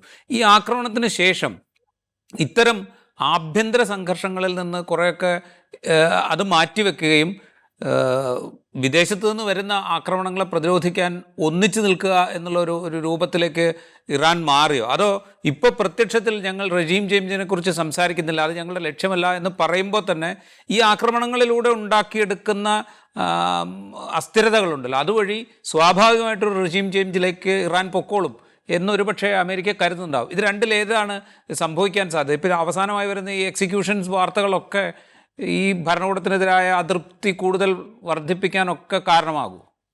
ഈ രാജീവ് ശങ്കർ, ഇതിനകത്തുള്ളൊരു പ്രശ്നം, ഒരു രാജ്യവും അവിടുത്തെ 100% ജനങ്ങളുടെ പിന്തുണയോടെ ഭരിക്കപ്പെടുന്ന ഭരണകൂടങ്ങൾ ഈ ലോകത്തിൽ ഒരു രാജ്യത്തിനുമില്ല. അപ്പോൾ അതിനെതിരെ ചിന്തിക്കുന്ന ഒരു കൂട്ടം ആളുകളുണ്ടാവും. അപ്പൊ അവരുടെ മാത്രമല്ല, ഏത് രാജ്യത്തെ സംബന്ധിച്ച് വെസ്റ്റിനും അമേരിക്ക ഒരു താല്പര്യം ഉണ്ടാവും. അവർ പ്രചരിപ്പിക്കുന്ന വാർത്തകളാണ് നമ്മൾ കാണുകയും ചെയ്യുന്നത്. ഇറാനിൽ സഞ്ചരിച്ച് തിരിച്ചു വരുന്നവരാരും നമ്മൾ കേട്ടിട്ടുള്ള വാർത്തയിൽ കാണുന്ന ഒരു ഇറാനെ കണ്ടിട്ട് വന്നവരല്ല. അങ്ങനെ ഒരു ഇറാൻ അല്ല നിലനിൽക്കുന്നത്. പക്ഷെ എന്നാൽ ഒരു സന്ദർശകൻ കാണുമ്പോൾ ഒരു രാജ്യത്തിന്റെ എത്ര കാര്യങ്ങൾ നമുക്ക് മനസ്സിലാക്കാൻ പറ്റും. ഒരാഴ്ച 2 ആഴ്ച പോയി താമസിക്കുന്ന ഒരു ക്യാമറ മാറ്റി പോയി തിരിച്ചു വരുന്ന ഒരാളെ രാജ്യത്തെ കുറിച്ച് പറയുന്ന ആധികാരികമായി കൊള്ളണമെന്നില്ല. എങ്കിലും നമ്മൾ ഇത്തരം രാജ്യങ്ങളെ കുറിച്ചെല്ലാം കേൾക്കുന്നത് ഈ മാധ്യമങ്ങളിലൂടെ ഈ അമേരിക്കയും യൂറോപ്പും ഉണ്ടാക്കിയിട്ടുന്ന ഇത്തരം ചില ചിത്രങ്ങളാണ് നമുക്കുള്ളത്. അപ്പൊ അതുകൊണ്ട് അങ്ങനത്തെ ഒരു രാജ്യമാണ് ആയിക്കൊള്ളണമെന്നില്ല ഇറാൻ എന്ന് പറഞ്ഞ രാജ്യം. എന്നാൽ ഏതൊരു രാജ്യം അവരുടെ താല്പര്യത്തിനനുസരിച്ച് ഒരു രാജ്യത്ത് നികൃഷ്ട രാജ്യമായിട്ടും ഒക്കെ അവർ അവതരിപ്പിക്കും. എന്നാൽ അവർക്ക് ബിസിനസ് താല്പര്യങ്ങളെ സംരക്ഷിക്കുന്ന രാഷ്ട്രങ്ങളെ ഭരണകൂടങ്ങളെ കുറിച്ച് അവർക്ക് കൃത്യമായ അഭിപ്രായങ്ങളൊന്നുമില്ല. കാരണം അതിനെല്ലാം വലിയ കച്ചവടമാണ്. അപ്പൊ പിന്നെ അതുകൊണ്ട് നമുക്ക് കിട്ടിയിരിക്കുന്ന വാർത്തകളുടെ അടിസ്ഥാനത്തിൽ ഇറാനെ കുറിച്ച് ചിത്രം ഉണ്ടാക്കുന്നത് എത്ര കണ്ട് ശരിയായിരിക്കും എന്നുള്ളൊരു പ്രശ്നമുണ്ട്. അപ്പൊ അതേസമയം അതിനെതിർപ്പുള്ളവർ, അവിടുന്ന് ഓടിപ്പോയവർ, മറ്റു രാജ്യങ്ങളിൽ താമസിച്ചവർ, അങ്ങനെയുള്ളവർ പറയുന്ന പ്രൊപ്പഗണ്ട, അവരല്ലെന്നത് അവരുടെ വ്യക്തിഗതമായ അഭിപ്രായങ്ങൾ, ഇതൊന്നും ബാധകമല്ല. പക്ഷെ അതേസമയം തന്നെ ഒരു രാജ്യത്തിന്റെ ആഭ്യന്തര കാര്യങ്ങളെ സംബന്ധിച്ച് നമുക്ക് വലിയ ഇടപാടൊന്നുമില്ല. ഇപ്പൊ സൗദി അറേബ്യ എങ്ങനത്തെ രാജ്യമായിരിക്കണം, ഇന്ത്യ എങ്ങനത്തെ രാജ്യമായിരിക്കണം, പാകിസ്ഥാൻ എങ്ങനെത്തെ രാജ്യമായിരിക്കണം എന്നുള്ള നമുക്കൊരു അഭിപ്രായമൊക്കെ ആവാം. അതിനപ്പുറത്ത് നമുക്ക് പോകാം. അത് അവിടുത്തെ ജനങ്ങളാണ് തീരുമാനിക്കേണ്ടത്. ഇവിടെ ഇന്റർനാഷണൽ പോളിസി എന്താണെന്നുള്ളതാണ് ഏറ്റവും പ്രധാനപ്പെട്ടത്. ഇവരെങ്ങനെയാണ് മറ്റു രാജ്യങ്ങളോടുള്ള ഇടപാട്. ഇപ്പൊ നമ്മുടെ താലിബാനുമായി, 2ാം താലിബാൻ വന്നു കഴിഞ്ഞാൽ നമ്മൾ അവരുമായിട്ട് ഇടപാടുകൾ നടത്തുന്നുണ്ട്, നമുക്ക് ചർച്ചകൾ നടത്തുന്നുണ്ട്. താലിബാന്റെ ഐഡിയോളജിക്കലി നമ്മൾ യോജിച്ചോ എന്നതല്ല പ്രശ്നം, പ്രാക്ടിക്കലി നമ്മൾ അവരുമായിട്ട് യോജിക്കുന്നുണ്ടോ എന്നുള്ളതാണ് പ്രശ്നം. ഇപ്പൊ കമ്മ്യൂണിസ്റ്റ് രാജ്യമാണ് എന്ന് വേണമെങ്കിൽ പറയാം, ഇതൊരു സോഷ്യലിസ്റ്റ് രാജ്യമാണ് റഷ്യ എന്ന് പറയാം. നമ്മൾ റഷ്യയുമായിട്ട് സഹകരിക്കുന്ന സ്ട്രാറ്റജിക് പാർട്ണർഷിപ്പാണത്. അതിനകത്ത് അവരുടെ ഐഡിയോളജി നമ്മൾ പൂർണ്ണമായി അംഗീകരിക്കുന്നു എന്നുള്ളത് ചോദ്യമേ ഉദിക്കുന്നില്ല. ഇതേ കാര്യം തന്നെയായിരുന്നു നമ്മൾ ഒരൽപ്പം പിന്നോട്ട് പോയി കഴിഞ്ഞാൽ ഹിറ്റ്ലർ ഭരിക്കുന്ന കാലത്ത് നമ്മുടെ സുഭാഷ് ചന്ദ്രബോസ് അദ്ദേഹത്തെ പോയി കണ്ടിരുന്നു. കാരണം അവരുടെ ശത്രുവായിരുന്നു ബ്രിട്ടൻ, നമ്മൾ വന്ന ബ്രിട്ടന്റെ അധീനതയിലാണ്. അപ്പൊ ബ്രിട്ടനിൽ നിന്ന് മോചനം പ്രാപിക്കാൻ ശത്രുവിന്റെ കൂടെ കൂടുക. അതിനർത്ഥം നാസി ഐഡിയോളജിയുമായിട്ട് സുഭാഷ് ചന്ദ്രബോസ് യോജിച്ചു എന്നല്ല, ഒരു സ്ട്രാറ്റജിക്കലി ഇവരുമായിട്ട് ചേരാൻ പറ്റുമോ? അങ്ങനെയാണെന്നുണ്ടെങ്കിൽ നമുക്ക് നമ്മുടെ രാജ്യം സ്വതന്ത്രമാകാനായിട്ട് ഇവരുമായിട്ടുള്ള ഒരു യോജിപ്പ് പറ്റുമോ? ഇത് ലോകത്തിൽ എല്ലായിടത്തും നടക്കുന്നതാണ്. ഇപ്പം സൗദി അറേബ്യ അല്ലെന്നുണ്ടെങ്കിൽ വേറെ ഏതെങ്കിലും ഒരു രാജ്യത്തിന്റെ ആഭ്യന്തരമായ ഭരണക്രമം എങ്ങനെയാണ്? ഒരു തിയോക്രാറ്റിക് സ്റ്റേറ്റ് ആണോ, ഒരു ഓട്ടോക്രാറ്റിക് സ്റ്റേറ്റ് ആണോ, ഒരു മൊണാർക്കാണോ ഭരിക്കുന്നത്? ഇതൊന്നും അല്ല പ്രശ്നം. നമ്മൾ അവരുമായുള്ള ബന്ധം എങ്ങനെയാണ്, അത് സ്ട്രാറ്റജിക്കലി നമുക്ക് മൂവ് ചെയ്യാൻ പറ്റും. അങ്ങനെയാണ് നമ്മൾ നോക്കേണ്ടത്. ഇപ്പൊ ഇറാനെ സംബന്ധിച്ച് നമുക്ക് എന്തെങ്കിലും കിട്ടുന്ന വാർത്തകൾ വെച്ചിട്ട് അത് എത്രത്തോളം ഭരണകൂടമാണെന്ന് തീരുമാനത്തിലെത്തുന്ന അതൊക്കെ വലിയ ശരികളുണ്ട്. അതിന് മറുപടിയാണ് ഞാൻ ആദ്യം പറഞ്ഞു. അവിടെ പോയിട്ട് വന്നവരൊന്നും അവിടെ യാത്ര ചെയ്യുന്നവർ ആരും നമ്മൾ പുറത്ത് കേൾക്കുന്ന ഒരു ചിത്രമല്ല ഇറാനെ കുറിച്ച് നൽകുന്നത്. അതേസമയം അവരുടെ ശിക്ഷാരീതികളൊക്കെ കാണിച്ചതുള്ളതാണ്. അങ്ങനെ ലോകത്തിൽ എത്രയോ രാജ്യങ്ങളുണ്ട്. അപ്പൊ അതവിടെ മാറ്റി നിർത്തി കഴിഞ്ഞാൽ അപ്പൊ ഇറാനെ കുറിച്ച് നമ്മൾ ഉണ്ടാക്കിയ ചിത്രം അവിടെ നിൽക്കട്ടെ. അതിന്റെ യാഥാർത്ഥ്യം നമുക്ക് കൃത്യമായി പുറത്തു വന്ന പോലെ അല്ല. അതേസമയം അവിടെ ആഭ്യന്തരമായി ഭിന്നിപ്പുണ്ടോ, മതഭരണകൂടമാണോ എന്നുള്ളതൊക്കെ അവിടെ നിൽക്കുമ്പോൾ ഈ യുദ്ധം ഒരു കൺസോളിഡേഷനായിട്ട് അവരെ എത്തിയിട്ടുണ്ട്. അവരുടെ ഭരണകൂടത്തിന് പിന്നിൽ നിൽക്കാൻ അത് പൊതുവെ യുദ്ധങ്ങളുടെ ഒരു പ്രത്യേകതയാണ്. ഇപ്പൊ നമ്മൾ നരേന്ദ്രമോദിയോട് വിയോജിപ്പുള്ള ധാരാളം രാഷ്ട്രീയ പാർട്ടികളുണ്ട്. പക്ഷെ പാകിസ്ഥാനുമായി പ്രശ്നം വന്നു കഴിഞ്ഞപ്പോൾ നമ്മൾ 100% പ്രതിപക്ഷം ഉൾപ്പെടെ നരേന്ദ്രമോദി പിന്നിൽ അണിനിറക്കുകയാണ് ചെയ്തത്. അത് ഒരു രാഷ്ട്രത്തിന്റെ കെട്ടുറപ്പാണത്. ഇവിടെ ഈ പ്രശ്നം വന്നു കഴിഞ്ഞപ്പോൾ ഒറ്റക്കെട്ടായി ഇറാനികൾ എല്ലാവരും ആ ഭരണകൂടത്തിന് പിന്നിൽ നിൽക്കുകയും അവിടെയുള്ള ആഭ്യന്തരമായ എതിർപ്പുകൾ ഇല്ലാതെ വരികയും അതിനെ അവർ പ്രയോജനപ്പെടുത്തുകയും ചെയ്തു. അത് ഒരു പരിധിവരെയും മറ്റു പറയുന്ന ശത്രു രാജ്യങ്ങൾ ക്ഷീണമായി തീർന്നു എന്ന് വേണം കരുതാൻ. അത് ഒരു സ്വാഭാവിക മനുഷ്യന്റെ പ്രതികരണം അങ്ങനെയാണ്. വൈദേശികമായ ഒരു ആക്രമണം, ഒരു കുടുംബത്തിന് വെളിയിൽ ഒരു പ്രശ്നം വന്ന കുടുംബം ഒറ്റക്കെട്ടാവും. അതാണ് അവിടെ സംഭവിച്ചിരിക്കുന്നത്. അങ്ങനെ ഒരു കൺസോളിഡേഷൻ ആണ്. അപ്പോൾ അമേരിക്കയും ഇസ്രയേലും പ്രതീക്ഷിച്ചതുപോലെ ഉള്ളിൽ നിന്ന് വരുന്ന ആഭ്യന്തര പ്രശ്നങ്ങൾ നിമിത്തം ആ ഭരണം മാറുകയല്ല, അല്ലെങ്കിൽ ഭരണത്തിൽ ക്ഷീണം വരികയല്ല. അവർ തീരുമാനമെടുക്കുന്നതിൽ ഒരുപടി പിന്നോട്ട് പോവുകയല്ല. ഇന്ന് എടുത്ത തീരുമാനത്തിന്റെ രാഷ്ട്രീയ നേതൃത്വത്തിന് പിന്നിലാണ് കിടക്കുന്ന ജനമായവർ മാറി എന്നുള്ളതാണ്. അതും അമേരിക്കയും ഇവരും പ്രതീക്ഷിക്കാത്ത. കാരണം അവരുടെ ജനങ്ങൾ അവർ പ്രതികടനമായിരുന്നു. ബങ്കറുകളിലേക്ക് ഓടി ഒളിക്കുന്ന ജനമാണ് ടെലവീവിൽ കണ്ടെങ്കിൽ മറ്റു രാജ്യങ്ങളിലേക്ക് ഓടി ഒളിക്കാൻ ബോർഡറുകളിൽ ഭാഗമായി നിൽക്കുന്ന മനുഷ്യരെയാണ് ഇസ്രയേൽ കണ്ടതെങ്കിൽ തെരുവിൽ നിർഭയമായി സഞ്ചരിക്കുന്ന കൂട്ടം കൂടുന്ന ഭരണകൂടത്തെ അനുകൂലിക്കുന്ന ഒരു കൂട്ടം ജനങ്ങളെയാണ് ഇറാനിൽ ഈ കഴിഞ്ഞ ഒരാഴ്ച കണ്ടത്. ഞാനത് ചോദിക്കാൻ വേറൊരു കാര്യം കൂടെ ഉണ്ട്. ഇപ്പോൾ ഈ ആക്രമണം ആരംഭിച്ചതിന്, യുദ്ധം എന്ന് നമ്മൾ പറയുന്നതും നേരത്തെ പറഞ്ഞ പോലെ ശരിയാവില്ല. ഇസ്രായേൽ അവരുടെ ആക്രമണം ആരംഭിച്ചതിന് ശേഷം നെതന്യാഹു പല സ്റ്റേറ്റ്മെൻറ്റുകൾ നടത്തിയത് നമ്മൾ കണ്ടു. ഒന്ന്, ഖമനേയെ വധിക്കും എന്ന്, അല്ലെങ്കിൽ വധിക്കാൻ ആലോചിക്കുന്നു എന്നുള്ള മട്ടിൽ അദ്ദേഹം സംസാരിക്കുന്നത് നമ്മൾ കേട്ടു. അതേപോലെ ഇറാനിലൊരു റഷീം ചേഞ്ചിനെ കുറിച്ച് നെതന്യാഹു സംസാരിക്കുന്ന കാഴ്ച നമ്മൾ കണ്ടു. ഇങ്ങനെയുള്ള പല സ്റ്റേറ്റ്മെൻറ്റ്സ് ബെഞ്ചമിൻ നെതന്യാഹുവിൻ്റെയും ഇസ്രായേലിൻ്റെയും ഭാഗത്തു നിന്നുണ്ടായിരുന്നു. അതുമാത്രമല്ല, ഇപ്പോൾ ഇറാൻ്റെ സേനാ മേധാവികളെ വധിക്കുന്നു, ആണവശാസ്ത്രജ്ഞന്മാരെ വധിക്കുന്നു. അപ്പോൾ ഇറാനിൽ നിന്ന് തന്നെ ഇസ്രായേലിന് സഹായം ലഭിച്ചിട്ടുണ്ട് എന്നുള്ള വിവരങ്ങളും പുറത്തേക്ക് വരുന്നുണ്ടായിരുന്നു. അപ്പോൾ ഈ സാഹചര്യത്തിലാണ് ഞാൻ ചോദിക്കുന്നത്. അപ്പോൾ ഒരു റഷീം ചേഞ്ച് ഇപ്പോൾ ഇറാഖിലൊക്കെ സംഭവിച്ച പോലെ സൈനികമായ നടപടിയുടെ ഒടുവിലൊരു റഷീം ചേഞ്ചിന് വേണമെങ്കിൽ ശ്രമിക്കാം. അല്ലാതെ അസംതൃപ്തികളെ പെരുപ്പിച്ചുകൊണ്ട് ഇറാനിലൊരു റഷീം ചേഞ്ചിന് വേണമെങ്കിൽ ശ്രമിക്കാം. അത്തരം നടപടികളിലേക്കൊക്കെ പോകാനുള്ളൊരു ചാൻസ് അവിടെ ഉണ്ടോ എന്നുള്ളതാണ് എൻ്റെ ചോദ്യം.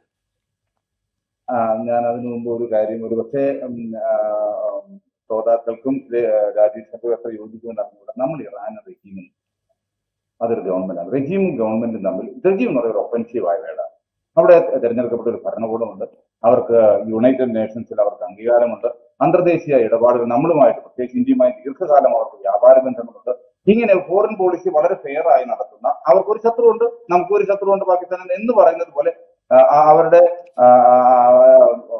ഏതെങ്കിലും ഒരു രാജ്യവുമായി ഏതെങ്കിലും ശത്രുതയുണ്ടോ, അത് പ്രശ്നങ്ങളുണ്ടോ എന്നുള്ളത് കൊണ്ട് നമ്മളൊരു ഗവൺമെന്റ് റെജീം എന്ന്, ഇന്ത്യൻ റെജീം എന്ന് ആരെങ്കിലും പറയാറുണ്ടോ? ഇറാൻ റെജീം എന്ന് പറഞ്ഞുകൂടാ. ഇന്റർനാഷണൽ മാനദണ്ഡങ്ങൾ അനുസരിച്ച് അവർ ലോകത്തിൽ അംഗീകരിക്കപ്പെട്ട ഒരു ഗവൺമെന്റാണ്. ആ ഗവൺമെന്റ് ഭരണം എത്തരത്തിലാണെന്നുള്ളത് ഒരു ആഭ്യന്തര വിഷയം. അതൊരു ചിലപ്പോൾ ഞാൻ ആദ്യം പറഞ്ഞത് ഓട്ടോക്രാറ്റിക് ആയിരിക്കും, മൊണാർക്കായിരിക്കും, തിയോക്രാറ്റിക് ആയിരിക്കും, ഡെമോക്രാറ്റിക് ആയിരിക്കും, സോഷ്യലിസ്റ്റ് ആയിരിക്കും. അതല്ല റെജീമും ഗവൺമെന്റും വിളിക്കാനുള്ള മാനദണ്ഡം എന്ന് പറയുന്നത്. അതുകൊണ്ട് ഈ അമേരിക്കയുടെ പദപ്രയോഗങ്ങൾ, ഇസ്രായേലിന്റെ പദപ്രയോഗങ്ങൾ, നിങ്ങളെപ്പോലെ പത്രപ്രവർത്തകർ ഈ കാര്യത്തിൽ ഒന്നുകൂടി ശ്രദ്ധിക്കണം.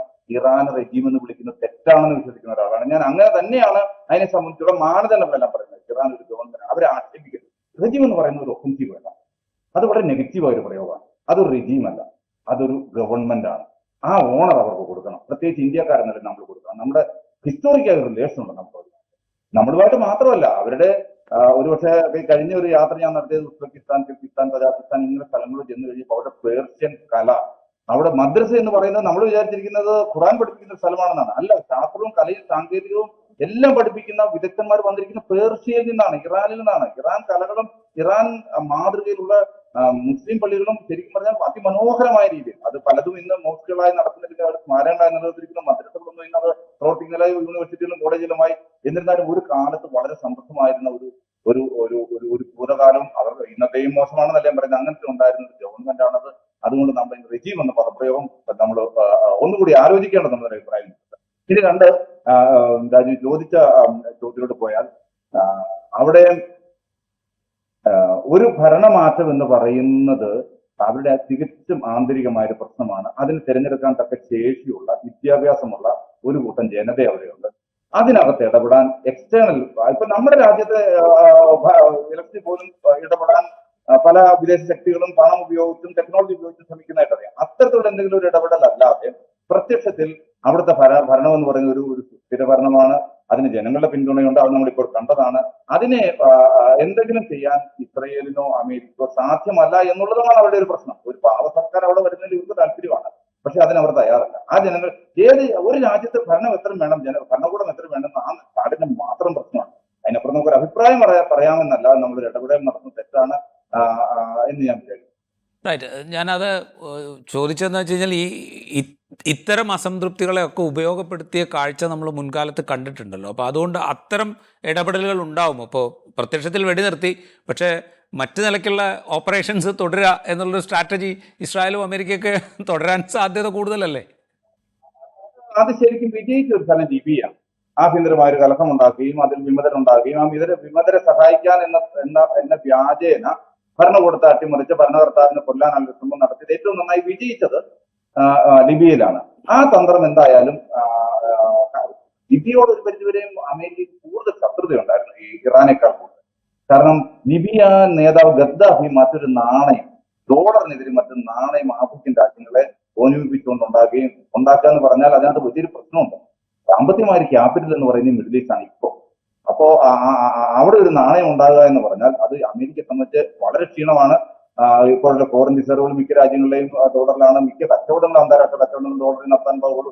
ഇങ്ങനെ ശക്തമായ ഒരു നാണയമായി നിലനിൽക്കുമ്പോൾ ഗദ്ദാഫിയെ പോലെ ഒരാൾ, അയാളൊരു തീരുമാനിച്ചിറങ്ങിയാൽ നടത്തുന്ന ഒരാളാണ്, മുന്നും പിന്നും നോക്കാത്ത ഒരാളാണെന്നും ലോകത്തിന് മൊത്തം അറിയാം. അദ്ദേഹം ഒരു നാണയം ഉണ്ടാക്കാൻ ഇറങ്ങി തിരിച്ചുണ്ട്. അദ്ദേഹത്തെ എவ்விதവും ഇല്ലായ്മ ചെയ്യാന്നുള്ളത് ഒരു രാജ്യത്തെ മുച്ചൂട് നശിപ്പിച്ചിട്ടാണെങ്കിലും അവിടുത്തെ ജനങ്ങളെ കുറിച്ച് യാതൊരു ചിന്തയുമില്ല. രാജ്യം നശിപ്പിക്കണമെന്ന് തീരുമാനിച്ചതിന് കൃത്യമായ താല്പര്യമുണ്ട്. അത്രയും ശത്രുത ശരിക്കും ഇറാനോടല്ല. എത്രയോ കാലമായി ഇറാനെ കുറിച്ച് അമേരിക്ക പറയുന്നു.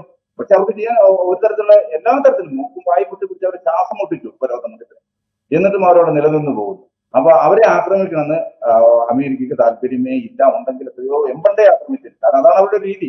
എത്ര ഭൂഖണ്ഡം താണ്ടി ചെന്നും അവർക്ക് താല്പര്യമില്ലാത്ത ഒരു ഭരണകൂടം ഉണ്ടെങ്കിൽ ഭരണകർത്താവ് ഉണ്ടെങ്കിൽ അവരെ അട്ടിമറിക്കുന്ന രീതിയാണ് കഴിഞ്ഞ 10-25 കൊല്ലമായി നടക്കുന്നത്. ലോകത്തിൽ ഏറ്റവും കൂടുതൽ 20 കൊല്ലം കൊണ്ട് ആളുകളെ കൊണ്ടിരിക്കുന്ന സംഘടനയാണ്, അതിന്റെ തലവനാണ് ഈ അമേരിക്ക എന്ന് പറയുന്നത്. പക്ഷെ അതുകൊണ്ട് അവിടെ ആഭ്യന്തരമായ കലഹങ്ങൾ ഉണ്ടാക്കാൻ ഇപ്പോഴത്തെ സാഹചര്യത്തിൽ, പ്രത്യേകിച്ച് യുദ്ധാനന്തരം ഉണ്ടായിരിക്കുന്ന കൺസോളിഡേഷൻ സാഹചര്യത്തിൽ അതിന് സാധ്യത തീരെ കുറവാണ്. അതേസമയം ഇറാൻ വളരെ ഓപ്പൺ ഹാർട്ടാണ് പറഞ്ഞിരിക്കുന്നത്. ഇപ്പൊ യുദ്ധത്തിന് ശേഷം അവർ അല്പം കടുപ്പിച്ചെങ്കിലും അവർ അവരുടെ സമാധാന ആവശ്യങ്ങൾക്ക് വേണ്ടി ഉള്ള ആണവ നിലയങ്ങളിൽ IAEA പ്രതിനിധികൾ വരുന്നതിനും അവർ തയ്യാറാണ്. നോൺ പ്രോളിഫറേഷൻ ട്രീറ്റിക്കകത്ത് അവർ അംഗമാണ്. അങ്ങനെ എല്ലാ തരത്തിലും ആ രാജ്യത്തിന്റെ വാതിലുകൾ തുറന്നിടാൻ അവർ തയ്യാറാണെന്ന് പറയുമ്പോഴുമാണ് ഈ പറയുന്ന ആക്രമണം നടന്നിരിക്കുന്ന ചർച്ചകൾ നടക്കുകയാണ്. അപ്പൊ അതുകൊണ്ട് ഇറാൻ എന്ന് പറയുന്ന ഒരു ഭരണകൂടത്തെ ഇത്തരത്തിലുള്ള ഇപ്പൊ ലിബിയയിൽ ചെയ്തതുപോലെ ഒരു കൂട്ടം വിമതരെ ഉണ്ടാക്കി, ഇല്ലെന്നുണ്ടെങ്കിൽ ഇവരുടെ ചാരന്മാരെ ഉപയോഗിച്ചുകൊണ്ട് അതിനകത്തൊരു എതിർ ശബ്ദം ഉണ്ടാക്കി, ഇല്ലെന്നുണ്ടെങ്കിൽ വിദേശത്ത് എന്തെങ്കിലും ഇടപെടൽ നടത്തിയ ഒരു ഭരണമാറ്റത്തിനുള്ള സാധ്യത തൽക്കാലമില്ല എന്നാണ് പ്രത്യേകിച്ച് യുദ്ധാനന്തരം ഒട്ടുമേക്കുന്നത്. റൈറ്റ്. വളരെയധികം നന്ദി സജി മാർക്കോസ് ഞങ്ങളോട് ഈ ഘട്ടത്തിൽ സംസാരിച്ചത്. താങ്കൾ ഈ സംസാരം മധ്യേ സൂചിപ്പിച്ചതുപോലെ തന്നെ അമേരിക്കൻ ഇസ്രായേൽ സ്പോൺസേർഡ് ആയിട്ടുള്ള വാക്കുകൾ പലപ്പോഴും നമ്മളുടെ തന്നെ പ്രയോഗങ്ങളിൽ ധാരാളം വന്നു പോകാറുണ്ട്. അത് സ്വാഭാവികമായി സംഭവിക്കുന്ന കാര്യമാണ്. നമ്മൾ ചിലപ്പോൾ അവരെ കോട്ട് ചെയ്യുന്നതായിരിക്കും, പക്ഷേ അപ്പോൾ പോലും അവരുടെ വാക്കുകളാണ് നമ്മൾ പലപ്പോഴും ഉപയോഗിച്ച് പോവുക. അതിലുള്ള അബദ്ധം അല്ലെങ്കിൽ അതിലുള്ള അപകടം നമ്മൾ തിരിച്ചറിയേണ്ടതുണ്ട് എന്നുള്ളത് സത്യം തന്നെയാണ്. അത് വളരെ സ്വാഭാവിക. 2012 ഫേസ്ബുക്ക് എഴുതുമ്പോൾ ഞാൻ എഴുതിയിരുന്നത് ഹമാസ് തീവ്രവാദി എന്നാണ്. അങ്ങനെ തന്നെ ഞാൻ ഫേസ്ബുക്കിൽ എഴുതിയിട്ടുണ്ട്. കാരണം നമ്മുടെ ഉള്ളിൽ അത്ര ഒരു വാക്ക് ഇങ്ങനെ അടിച്ചേൽ കുട്ടിയെ തുടരെ കേട്ട് വാറോണ്ട് അതെന്ന് പറയുന്ന പ്രയോഗം 2001 തൊട്ട് കേൾക്കുക. അങ്ങനെ കേട്ട് നമുക്ക് ചില പദപ്രയോഗങ്ങൾ തീവ്രവാദി എന്ന് പറയുന്നത് എന്നാണ് നമ്മൾ സംസാരിക്കാൻ തുടങ്ങിയത്. അപ്പൊ അത് വളരെ ബുദ്ധിപരമായി നമ്മുടെ മസ്തിഷ്കത്തിൽ ഇത് ചെറുത്തപ്പെട്ടിരിക്കുകയാണ്. നമ്മളൊരു പുനർചിന്തനത്തിന് ആവശ്യമുണ്ട്. ഞാൻ ആദ്യകാലത്ത് ഈ പലസ്തീൻ വിഷയത്തെ കുറിച്ച് ചിന്തിക്കുന്ന സമയത്ത് ഇസ്രയേൽ എന്നാ പറഞ്ഞിരുന്നത്. എതിരായി ഇസ്രയേൽ. ഇനി ഞാൻ പറയാറില്ല ഇസ്രയേൽ എന്ന് പറയാറില്ല. ഇസ്രയേൽ എന്ന് മാറി പിന്നെ ജൂതനായി മാറി. ജൂതൻ എന്നും പറയാറില്ല. കാരണം ജൂതരല്ല ഇതിനകത്ത് മൊത്തം സയനിസ്റ്റുകളാണ്. വളരെ സ്പെസിഫിക് ആയിരിക്കണം നമ്മുടെ വാക്കുകൾ. നമുക്ക് ജൂത വിരോധമില്ല. ജൂതൻ എന്ന് പറഞ്ഞാൽ മറ്റു മനുഷ്യരെ പോലെ ഒരു കൂട്ടം മനുഷ്യർ മാത്രമാണ്, മറ്റു വംശങ്ങളെ പോലെ വംശം മാത്രമാണ്. അപകടം എന്ന് പറയുന്നത് സയനിസ്റ്റാണ്, സയനിസ്റ്റുകളാണ്. അപ്പൊ നമ്മളിങ്ങനെ റിഫൈൻ ചെയ്ത് പോകുന്ന കൂട്ടത്തിൽ ഞാനൊരു പ്രത്യേകിച്ച് ഒരു പ്രമുഖ പത്രപ്രവർത്തകൻ എന്ന നിലയിൽ സൂചിപ്പിച്ചാണ് ഇറാൻ എന്ന് പറയുന്ന റെജീം എന്ന് പറയുന്നത് അമേരിക്കയുടെയും ഇസ്രയേലിന്റെയും പദപ്രയോഗമാണ്. നമ്മളത് കടം കൊണ്ടുകൂടാ. റൈറ്റ്. എന്തായാലും വളരെയധികം നന്ദി അതുകൂടി നമ്മളെ ഓർമ്മിപ്പിക്കുന്നതിന്. ഞാനും ഇതേപോലെ തന്നെ പല പദങ്ങളും മുമ്പ് ഉപയോഗിച്ചത് പിന്നീട് ഉപയോഗിക്കാതിരിക്കുകയോ മാറ്റി ഉപയോഗിക്കുകയോ ഒക്കെ ചെയ്തിട്ടുണ്ട്. അങ്ങനെ തന്നെയാണ് നമ്മൾ കുറെ കൂടെ പഠിക്കാൻ ശ്രമിക്കുന്നത്. വളരെയധികം നന്ദി സജി മാർക്കോസ് ഈ ഘട്ടത്തിൽ ഞങ്ങളോട് സംസാരിച്ചതിന്. ഇൻസൈറ്റിൻ്റെ എപ്പിസോഡ് ഇവിടെ പൂർത്തിയാവുന്നു. മറ്റു എപ്പിസോഡുമായി വീണ്ടും കാണാം.